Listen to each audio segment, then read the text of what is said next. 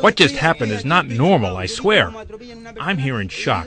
I saw how it ran over one person. I went there and tried to help, but you know, it was like rocks breaking and then smoke.